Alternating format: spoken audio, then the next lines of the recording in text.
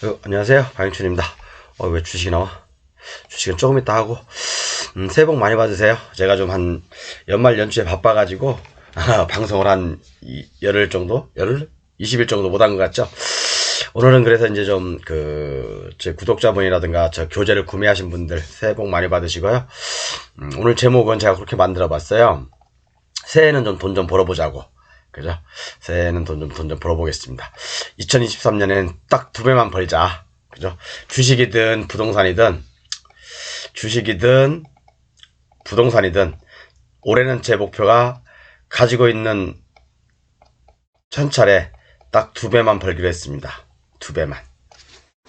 근데 제 계획은 그렇습니다. 그냥 전반기에는 좀 주식으로 좀 돈을 벌어보고요.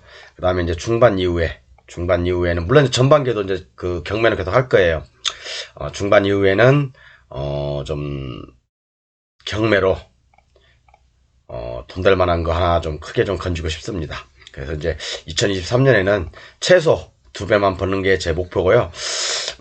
그래서 오늘 이제 그 강의 제목은 지분 경매, 구분 소유적 공유 관계 10가지 정도 체크할 사항들이 있어요.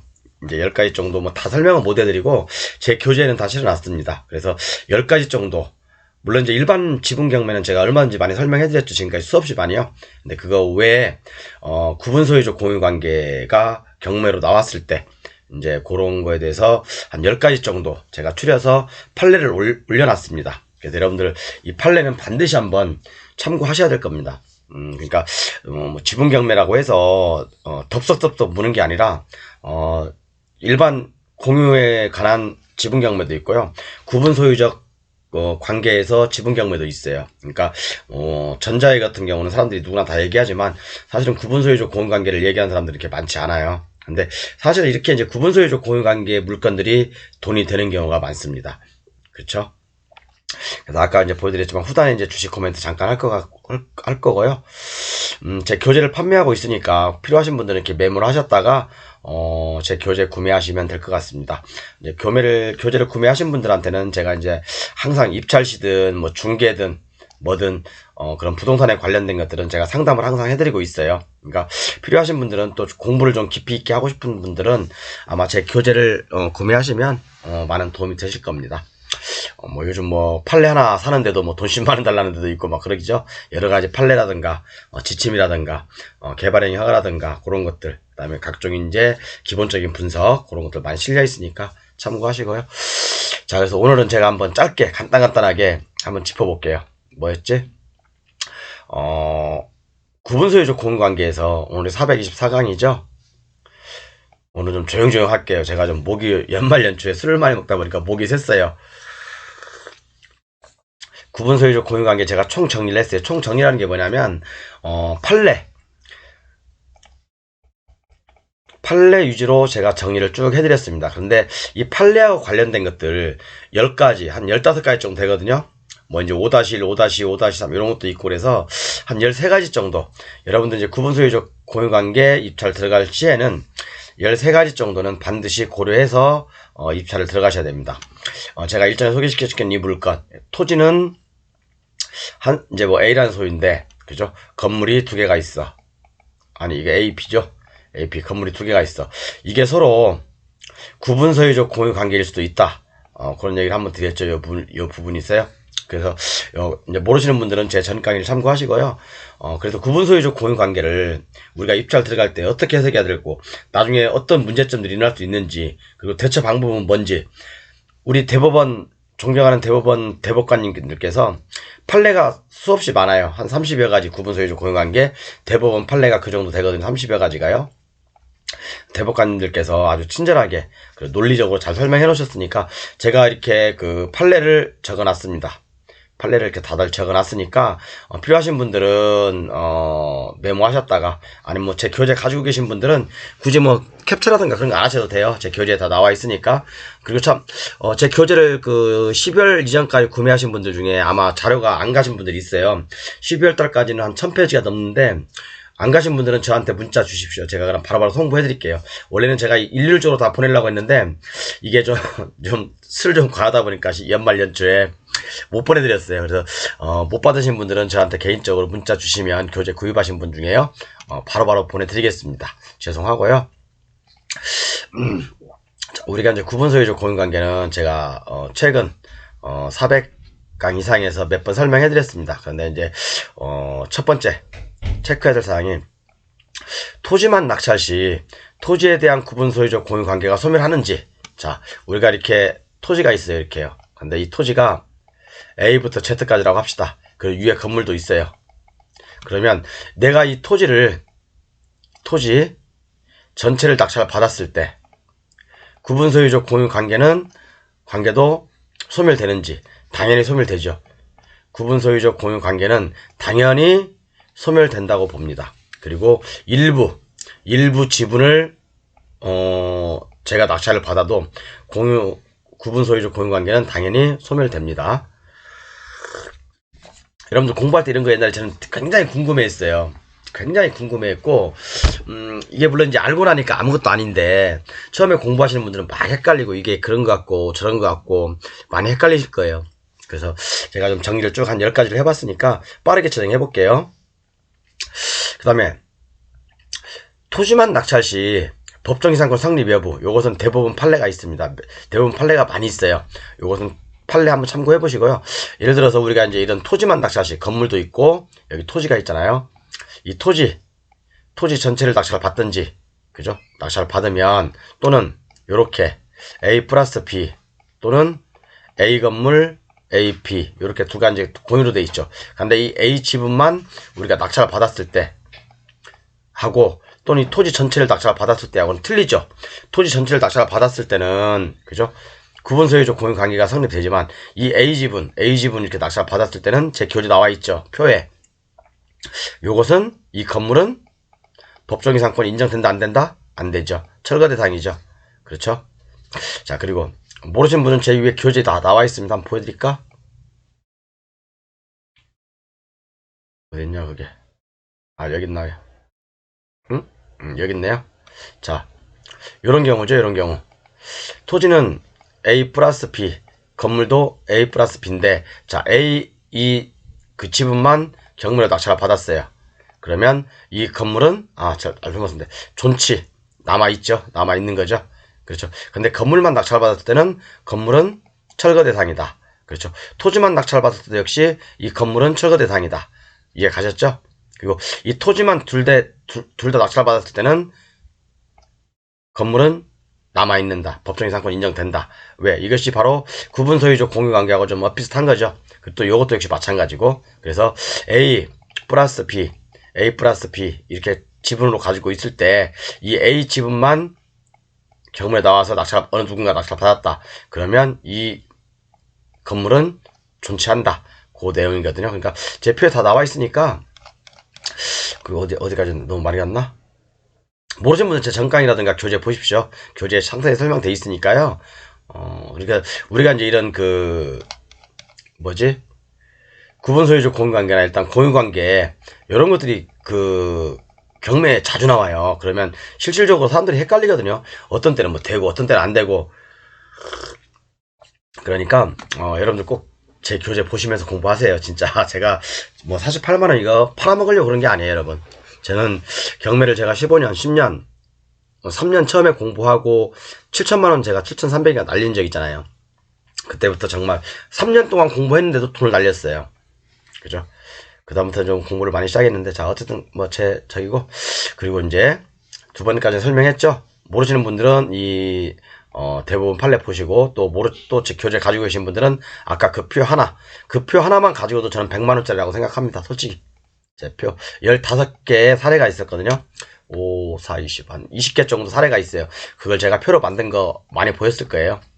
그거. 저는 그 표 하나만으로 가지고도 저는 100만원짜리라고 보는데, 그냥 제 교재 구매하신 분들한테는 다 공유를 해드리죠. 그 다음에 세 번째, 구분 소유적 공유 관계에서 강제 경무와 임의 경무의 차이점. 그 다음에 각각의 법정이상권 성립 여부. 요것은 대법원 판례에 나와 있습니다. 그죠?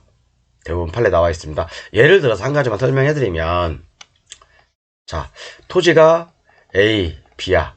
그런데 건물도 A, B예요. AP. 그런데 여기 예를 들어서 법정지상권 성립하려면 가장 기초적인 게 뭐였죠, 여러분? 토지의 저당권을 설정할 당시에 토지 위에 건물이 있어야 되고 토지와 건물의 주인이 똑같아야 된다. 그죠? 그게 바로 법정지상 성립의 요건이잖아요. 그런데 저당권이 설정돼 있고 그 다음에 압류 또 뭐 또 압류 이런 식으로 설정돼 있을 때 근데 이제 이 압류권자가 경매를 청구했어요. 그러면 이 말소 기준 등기가 그죠? 압류 효력이 발생한 때 이 압류권자가 경매를 넣었을 때 압류 효력이 발생하게 되잖아요. 그죠? 이때를 기준으로 볼 것이냐, 이 저당권을 기준으로 볼 것이냐. 근데 여기에 이제 일반 경매에서, 지분 경매도 마찬가지지만, 일반 경매에서나 아니면 구분 소유적 관계의 경매에서도 똑같이 적용된다. 이런 경우에는. 요 대부분 판례가 있으니까 한번 보시고요. 그러니까 예를 들어서 이런 경우겠죠. 여기 수없이 많은 토지 n분의 1로 가지고 있고, 건물도 각각, 건물은 매각 제외. 건물 제가 엊그제 요 강의했었죠. 건물은 매각 제외된다고 했을 때 당연히 토지를 낙찰 받는 사람은 낙찰을 받으면 구분 소유적 공유 관계는 깨지죠. 다만 여기 위에 있는 건물들, 이 건물들은 법정지상권은 만약에 저당권 설정 이전에 건물이 있었다라고 한다면 또 건물의 소유자와 토지 소유자가 동일이라고 한다면 법정지상권이 인정되죠. 그렇죠? 그렇지만 저당권 설정 당시에 이 사람들도 이 토지 위에 있는 건물주들도 머리 잘 써야 됩니다. 생각 잘 하셔야 돼요, 여러분. 제가 이 경매 사례 말씀드렸죠. 만약에 토지가 A부터 이게 19명인가겠죠? 19분이었는데 자, 그럼 요것은 19명의 토지는 공유였고 이 건물이 예를 들어서 뭐 A 거였어. 그러면 이 토지를 낙찰을 받으면 이 건물에 과연 법정지상권을 인정할까요, 여러분? 저당권 설정 당시에 토지하고 건물 소유자가 틀린데? 그렇죠.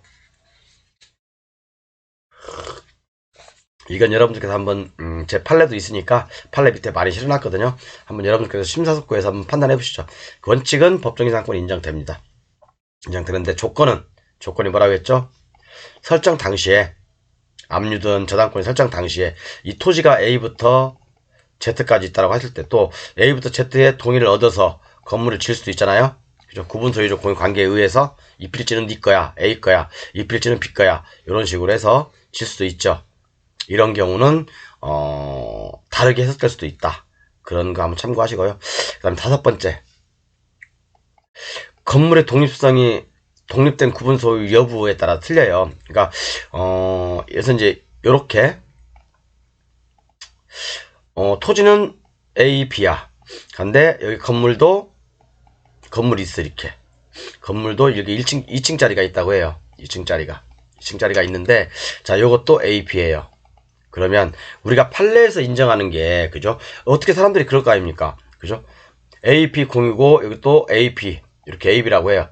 A, B라고 하는데, 자, 이 건물이 법정지상권 인정되려면, 그죠? 따로따로, 이제 1층은 A가 가죠. 2층은 B가 가죠. 이렇게 할 수도 있거든요. 이렇게. 그렇죠. 그러면 이걸 어떻게 판단해야 돼요? 그러니까 법원에서 대법원 요 판례 꼭 보시고 대법원에서 인정하는 것은 이용상, 구조상, 독립성이 있어야 돼요. 예를 들어서 2층이긴 한데 뭐 1층 현관을 통해서 뭐 이렇게 2층 뭐 잠깐 조그만 올라갈 수 있다. 이런 경우는 이용상은 어떻게 보면 구분이 될 수 있지만 그죠? 구조상은 독립성이 될 수가 없잖아요. 그죠? 예를 들어 2층이긴 한데 대문 하나를 통해서 들어가. 그런데 이 1층을 통과하지 않고 1층 옆으로 계단이 2층으로 올라가는 계단이 있어. 이런 경우는 이용상, 구조상 독립성을 인정받을 수 있겠죠. 그렇지만 집을 이렇게 현관문을 딱 들어갔을 때 여기 안방이 있고 거실이 있고 여기 뭐 저기 있는데 방이 있고 그런데 이 뭐 방을 통해서 2층 올라간다? 이런 경우는 조금 애매할 것 같아요. 그죠, 여러분이? 이런 것은 조금 이용상, 구조상 독립성이 인정되지 않을 것 같습니다. 그죠? 자, 그렇게 판단하시면 되고요. 그 다음에 이제 6번째. 토지도 A, 예를 들어서 B야. 토지도 지분 매각, 건물도 지분 매각. 그죠? 이런 경우가 있잖아요. 제가 아까 위에 제 표에서 보여드렸죠. 이런 경우는 어떻게 된다고 했죠? 구분소유적 공유 관계라고 했을 때는 일단 법정 이상권이 인정된다고 했을 때, 그죠? 법정 이상, 그죠? 이런 것들은, 이런 경우는 존치가 되겠죠, 건물은. 그죠? 그럴 때, 물론, 이 토지 전체를 낙찰을 받고, 이 건물을 지분을 낙찰받는 방법, 수도 있고요. 이렇게 되는 경우도 있고, 아까도 말씀드렸지만, A 지분만 낙찰받을 수도 있고, 토지 전체 지분과 이 A 건물을 낙찰받을 수도 있고요. 그렇죠? 상호마다 틀립니다. 그 필요하신 분들은 제 위에 케이스가 있으니까, 그거 참고하시면 됩니다. 그리고 경매시 감정평가서의 기재 여부. 자, 우리가 아까 같은 경우 이런 물건 우리가 고민하지 말라는 거예요, 여러분. 그죠? 자, 이런 물건이 있어요. 이런 물건이. 자, 요 물건이 있다고 칩시다, 우리. 자, 그러면 이게 이제 19명의 소유예요. 19명의 소유. 19명의 소유인데 A부터 그럼 얼마까지? 모르겠네. 하여튼 대충 있다고 합시다. 19명이니까. 자, 그리고 위에 각 필지마다 건물이 있는 것도 있고 없는 것도 있고 있는 것도 있고 없는 것도 있고 그래요. 그죠? 그러면요.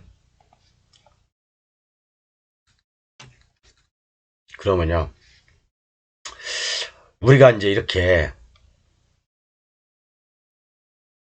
토지 감정평가서를 보잖아요. 감정평가서. 감정평가서. 그죠? 만약에 여러분 우리가 이게 자 보세요. 경매가 나왔어. 그러면 이게 진짜 각 필지마다 또 건물마다 서로 구분 소유적 공유 관계라고 한다면 감정평가서에도 그렇게 표기를 해서 경매를 내보낸다는 얘기예요. 그죠? 우리는 이런 거 고민하지 말자는 얘기예요. 자, 그럼 이 전체가 토지가 경매가 나왔어. 구분 소유적 공유 관계든 뭐든 상관없이 자, 전체가 나왔으면 그냥 그대로 전체가 나온 거예요. 전체가 나온 거라고요. 그죠? 그러면 누구든 낙찰을 받을 거 아닙니까? 그러면 이 구분 소유적 공유 관계는 깨지게 돼 있어요. 단 문제는 위에 있는 건축물하고 이제 문제가 되는 거죠. 건축물이 있는 것도 있고 없는 것도 있다고 제가 말씀드렸죠. 자, 일단 구분 소유적 공유 관계든 말든 그런 거 신경 안 쓰셔도 돼요, 여러분. 만약에 자, 옛날에 제가 어떤 물건을 봤냐면 경매가 하나 나왔어요. 저기 대전에 있는 건데 자, 요렇게 구획이 돼 있어. 그리고 여기는 A 거야, B 거야. A 너는 여기만 사용해, B는 너는 여기만 사용해. 서로 구분되어서 감정평가가 되어서 나온 경우는 있어요. 이런 경우는 이 A 토지만 낙찰을 받는 겁니다. 구분되어 있는 것만. 그렇지만 감정평가서에 지들끼리는 서로 내부적인 신탁관계일 수도 있죠. 그죠? 지들끼리는 구분소유적 공유관계라고 하지만 실질적으로 등기부에는 그냥 공동으로 돼 있어.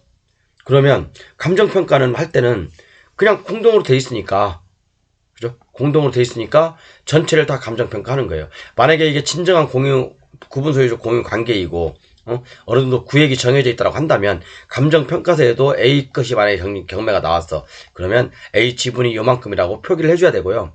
요것을 최저 경매 가격으로 해서 경매를 진행해야 되는 겁니다. 이런 경우 전체가 다 경매가 나와버렸어. 본인 내부적으로는 물론 구분소유적 공유관계라고 한다 할지라도 경매가 전체가 나오면 그냥 전체 다 받으면 되시는 거예요. 그러면 받는 순간 이런 구분소유적 공유관계는 없어지겠죠. 그죠? A부터 Z까지 지분을 내가 다 낙찰받았으니까. 그죠? 이해 가셨죠? 자, 그렇게 보시면 되고 감정평가서 얘기했죠. 그 다음에 집합건물에서도 구분소유적 공유관계가 문제가 될 수가 있어요, 여러분. 그죠? 그래서 요거 판례를 제가 2개를 옮겨놨습니다. 여러분 한번 읽어보십시오. 대법원 요거. 그 다음에 다세대가 집합건물이죠. 그죠? 다세대 집합건물이죠. 골조공사만 진행된 경우, 예를 들어서 이렇게 5층짜리 건물을 짓고 있는데, 골조공사만 이렇게 올라가 있어요. 이렇게 1층 다 구획은 돼 있고, 이렇게. 그죠? 그런데, 이런 경우가 있고요. 임야 위에 방갈로, 시멘트 기와 지붕 단층 육각형 휴게실, 이런 것들이 있어요. 이런 걸 졌어요. 그죠? 그래서 이제 요거와 관련된 구분소유적 공유관계에서 대법원 판례도 있습니다. 꼭 한번 읽어보십시오, 여러분. 이거 도움 많이 될 겁니다. 그리고 골조공사만 진행된 경우 이것은 구분 소유적 공유관계를 인정 안 하는 게 판례예요. 그렇지만 인정되는 경우도 있다. 판례마다 사안이 틀립니다. 내용이 틀려요. 그래서 꼭 제가 말씀드린 것은 이 두 개의 판례를 읽어보십사 하고 말씀드리는 겁니다. 구분 소유적 공유관계에서도 부당이득 관한 의무는 생기는 거죠. 그죠? 그리고 또 하나, 구분 소유적 공유관계가 경매에서 제3자에게 승계되게 한 요건이 있어요. 요건 대부분 판례 여기 있거든요. 요거 한번 꼭 제 밑에 교재에 실어놨으니까 한번 꼭 보십시오. 그러니까 여러분들 구분 소유적 공유관계를 되게 쉽게 생각하는데, 물론 쉬워요. 어려운 거 하나도 없습니다. 그렇지만 쉽지만 우리가 이제 여러 가지 체크해봐야 할 사항들이 많이 있어요. 몇 가지가 있다고요. 그래서 제가 이제 크게 10가지로 이제 나눠봤는데, 물론 다 같이 적용되는 건 아닙니다. 그리고 여기다 플러스, 뭐였죠, 여러분? 제 교재에 있는 그 표, 20가지 사례, 그거하고 플러스 되면 완벽한, 그죠? 구분 소유적 공유관계. 또는 지분이 경매로 나왔을 때, 토지와 건물이 있을 때, 또는 n분의 1로 나왔을 때, 이런 것들이 다 해결되는 거죠. 그죠? 그래서 제가 이제 여러분들 요 표 일단 대부분 요거 감정평가와 관련된 어떤 대부분 판례, 그리고 여기 하나 실어놨거든요. 이제 여기까지만 보여드릴게요. 나머지는 제가 이제 중요하다고 생각되는 것들은 다 이렇게 한번 읽어보시라고, 나머지는 이제 밑에 판례 다 실어놨습니다. 필요하신 분은 한번 제 교재, 이제 이것은 이번 달 말에 송부해드릴 거예요. 먼저 필요하신 분들은 말씀하세요. 먼저 필요하신 분들은 혹시 1월달이나 2월달에 지분 경매를 들어가고 싶으신 분들은 미리 말씀해 주시면 제 교재를 구매하신 분에 한해서입니다. 말씀해 주시면 보내드릴 거고요. 그리고 가끔씩 이제 저한테 좀 전화가 오시는데, 전화가 오고 이제 상담을 좀 요청하시는데, 물론 저도 이제 상담을 다 해드리고 싶어요. 상담 다 드리고 싶은데, 제 교재를 구매하지 않으신 분들한테는 제가 상담을 안 해드립니다. 제가 좀 많이 바쁘기도 하고, 그 점 양해해 주시고요. 주식 얘기 잠깐 할게요. 제가 이제 그래서 올해는 제가 2배를 벌자, 그렇게 목표를 좀 작게 잡았거든요. 물론 10배, 햄버거가 아니라 텐버거. 그죠? 10배를 벌 수 있는, 텐버거도 가능하다고 보지만, 이것은 사실은 이렇게 하려면 정말 스트레스 많이 받아야 될 것 같고요. 이렇게는 안 하고, 그냥 올해는 딱 2배만 버는 거 목표로 하겠습니다. 2배만 목표로 할 거고, 그래서, 차트를 오늘 잠깐만 한번 먼저 볼게요. 이게 왜 나왔지? 요게 GKL이라는 종목인데, 제가 한 석 달, 넉 달 전에 요 종목 사모으자, 요거 이제 15,000원대에서 사모으자, 제가 사람들한테 좀 몇 분한테 그런 얘기 했거든요. 지금 이제 한 거의 2만원 가니까 한 20%, 한 30% 정도 30% 정도 이익 되죠. 제가 요것은, 리오프닝 관련해가지고, GKL을 좀 뽑았던 종목 중에 하나입니다. GKL 종목. 근데 이것도 앞으로 뭐 상승할 여력은 많이 있어요. 상승할 여력은 저는 최소 한 2달 안에 25,000원까지 보는데, 이미 못 사신 분들은 사지 마십시오. 그죠? 저한테 추천 받으셨던 분들은 요거 15,000원대부터 15,000원, 뭐 14,000원, 14,000원에서 15,000원 사이에 샀던 종목이기 때문에, 못 사신 분들은 지금 추경매 하는 건 아닙니다. 지금 사지 마시고요. 일봉으로 보면 많이 올랐어요. 그래서 사지 말라는 겁니다. 그죠? 여기서 한번 처음 맞을 수 있어요. 이렇게요. 처음 맞으면 또 마음고생 몇 개월 하니까, 안 사신 분들은 사지 마시고요. 저희들은 요때, 제가 말씀드린 거 요때죠, 요때부터 제가 사업 54 하고 말씀드렸고요. 지금은 이제 한 30% 정도 수익률 났습니다. 이제 가지고 계신 분들은 뭐 파시는 게 좋아요. 그리고 또 하나 가지고 있는 게 뭐였죠? 하이브. 제가 말씀드렸죠. 그 삼성 엔지니어링이라든가 현대건설기는 다 팔았다고 말씀드렸어요, 저번에. 그리고 이제 이번에 가지고 있는 게 요거, 그 다음에 하이브는 제가 뭐라고 했죠? 148,000원. 요날이 절호의 기회다, 이렇게 말씀드렸죠. 지금은 한 17만원? 요것도 한 15% 이상 수익 나왔네요. 그죠? 그리고 제가 최근에 좀 추천하는 게 뭐냐면, 최근에 추천한 게, 여러분 아시는 분들 있나? 말씀드릴까? 올해는 로봇을 잡아야 된다고 했어요. 로봇, 무인 시스템, 요런 거. 그 다음에 자율주행. 요걸 잘 봐야 된다고 했어요, 저는요. 그죠? 또 하나 더 추가하자면, 방산 관련주도 다시 한번 보자. 방산 관련주. 원자력 관련주는 이제 많이 식상하죠. 많이 이제 저기 했기 때문에 이렇게 좀 그래요. 원자력 관련주는 좀 그렇고, 일단 요거 저는 올해 좀 꼽고 있는 게 로봇, 그 다음에 무인 시스템 이런 것들, 그 다음에 이제 방산 관련주 중에서 일부, 이렇게 보고 있고요. 하나를 더 꼽자면 러시아와 우크라이나의 어떤 두 가지 경우의 변수가 있을 수 있죠. 전쟁의 장기화 또는 전쟁이 빨리 끝나는 때 어떤 그런 것들. 그리고 또 한 가지 더 꼽자면 저는 환경에 관련돼서 뭐 가뭄이 극심해질 수도 있고요. 그죠?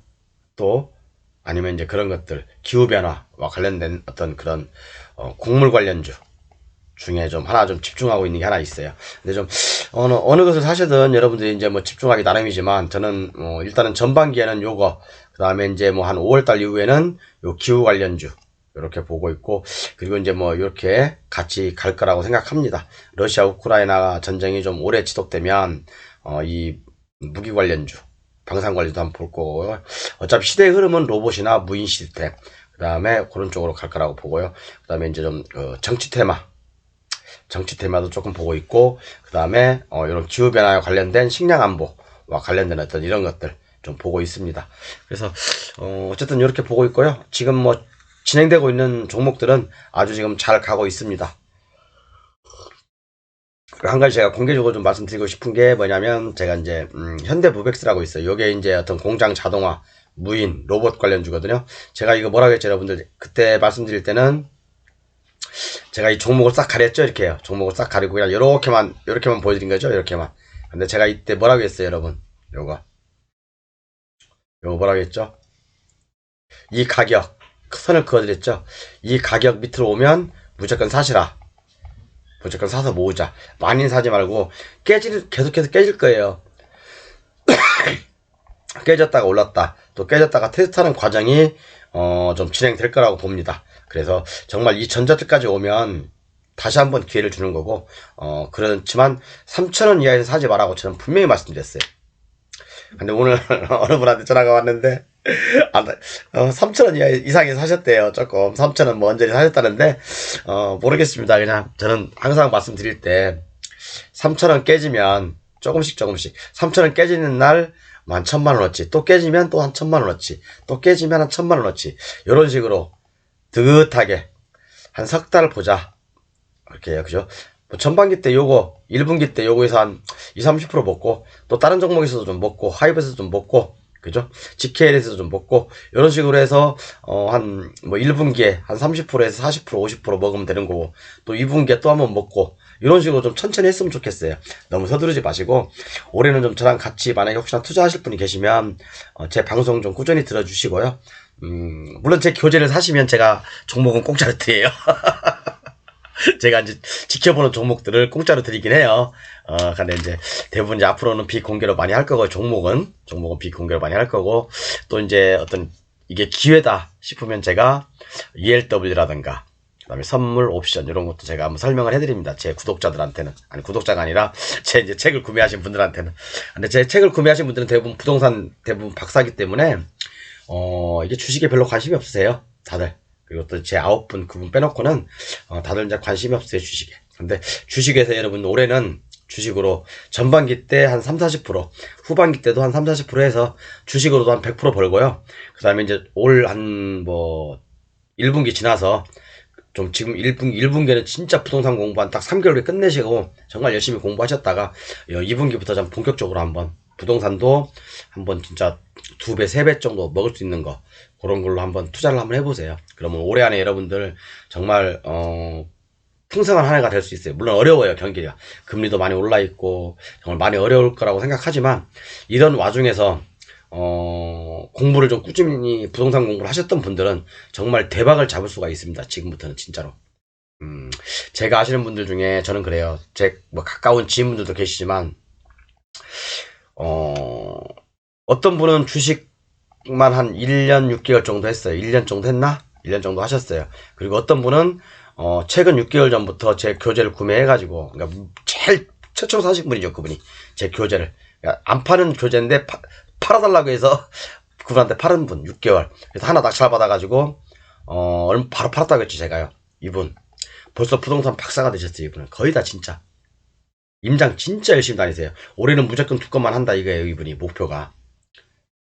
주식으로 이렇게 해서 좀 이렇게 영원히 망가뜨리지 말고요. 부동산 공부 한번 해보세요, 여러분. 제 교재를 가지고 공부하시면 제가 봤을 때는 한 3개월이면 끝나요. 여러분도 어느 정도 레벨에 올라와 있습니다. 레벨에 올라와 있어요. 많이 올라와 있습니다. 강사보다 더 나아요, 여러분. 강사보다 더 낫다고 저는 감히 자부합니다. 그런데 교재 없이 공부하면 힘들어요, 여러분. 제 강의만 듣고는. 자, 어쨌든 그렇게 보시고요. 종합지수 한번 볼게요. 또, 제가 이렇게 뭐 얘기를 하면 쓸데없는 대로 많이 사네. 자, 종합지수는 여러분, 어쨌든 저는 그렇습니다. 일봉으로 보면, 자, 제가 조건을 제시했죠. 조건을. 첫 번째, 여기서 오를 때 역회된 숄더예요. 일단 역회된 숄더는 여기인데, 이 역회된 숄더 바닥을 깨버렸어요. 그러니까 역회된 숄더는 이제 아니에요. 물론 여기서 뭐 일시적 깰 수는 있지만, 깨서 다시 만들어 갈 수는 있지만, 일단 역회된 숄더는 깼어요. 두 번째, 전저점 테스트. 전저점이 여기죠. 전저점 지금 테스트하는 과정이에요. 그리고 세 번째는 뭐였죠? 전저점 붕괴. 네 번째는 여기 이 거대한 박스권 하나, 2100에서 2500 이 박스권 그림 하나. 이렇게 제가 네 가지 시나리오를 드렸습니다. 네 가지 시나리오를. 근데 일단 첫 번째는 역회된 숄더형 맞췄죠? 맞추고 깼죠? 그럼 두 번째는 전저점 테스트. 그죠? 세 번째는 전저점 붕괴. 그래서 제가 요즘 주식을 좀 적극적으로 안 하는 이유가, 역회된 숄더도 완성을 못했고 깼고, 자, 전저점 테스트를 하고 있는데, 전저점 테스트를 이게 하고 있죠. 쌍바닥 테스트를 하고 있죠. 근데 저는 모르겠어요. 저는 이럴 때가 어떤 사람들은 화려한 개별 장세라고 하는데, 물론 그 말도 맞을 수 있어요. 화려한 개별 장세, 뭐 한 2000 종목 중에서 한 대여섯 종목 날아가고 있더라고요. 근데 그런 거 쫓아가시겠어요, 여러분? 모래밭에서 바늘 찾기죠. 그런 거 하지 마시고, 자, 일단 기다리십시오. 스테이 해야 돼. 여기서 더 전저점 테스트하는 과정이 있을지, 뭐 여기 날아가 버리면 어쩔 수 없고, 그죠? 바로 날아가지 못할 겁니다. 금리가 많이 올라 있고, 경기 침체 어쩌고 그런 운운하고 있고, 아직 연준에서 저기 하고 있고, 그죠? 대외적인 여건들이 녹록지가 않죠. 그렇기 때문에 쉽게 치고 올라가지는 못할 겁니다. 그런데 일단은 저는 1월달 또는 2월달까지는 제가 주식을 안 한다고 했죠. 저 안 해요. 안 합니다. 제가 추천을 해드려요. 제 이제 교재를 구매하신 분들한테는 제가 추천을 해드려요. 아, 이 종목 사십시오. 뭐 하이브 사십시오. GKL 좀 사십시오. 뭐 그렇게 얘기는 해드려요. 그죠? 그 다음에 현대무백센터 공개적으로 이제 지금 시작이니까 3,000원 낄 때마다 조금씩 모아 가세요. 그런 얘기는 해드립니다. 그렇지만 요렇게 이제 적극적으로 투자를 하지 마시라는 이유는, 한 번쯤 후려칠 수도 있다는 얘기예요. 여기서 바닥을 잘 다지는 모습 보고, 그때 제가 액션 깨면 어떻게 보면 기회일 수도 있어요. 지금도 어떻게 보면 여기서 이게 바닥일 수도 있거든요, 지금요. 근데 진짜 바닥일 수도 있지만, 더 깨고 내려간다고 하더라도 저는 이거 금방 회복한다고 봐요. 근데 여기서 살 것이냐, 아니면 여기서 좀 기다렸다가 모양 만드는 거 살 것이냐, 그것은 여러분들 판단하십시오. 여기서 샀다가 만약에 이 자리 샀다가 물리면 보통 2, 3개월 고생하실 거예요. 그렇지만 여기까지 안 갈 수도 있다는 전제하에, 그죠? 바닥이 우리가 어딘지는 모르잖아요. 그죠?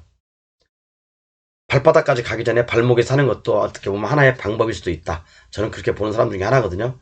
그렇기 때문에 지금부터는 이제 안타에 바짝 세우고, 자, 우리가 이제 노려야 될 종목들, 제가 이제 저희 교재 구입하신 분들 중에서 문의를 주시면 제가 이제 대답을 해드릴 거예요.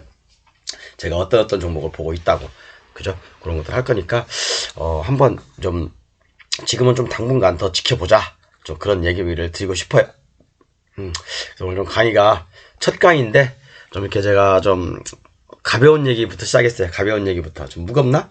뭐 구분소유적 공유관계는 좀 그렇게 어려운 건 아니죠, 여러분. 구분소유적 공유관계는 사실은 이제 이런 것들 한 10가지 정도만 주의하시면 별 문제는 없어요.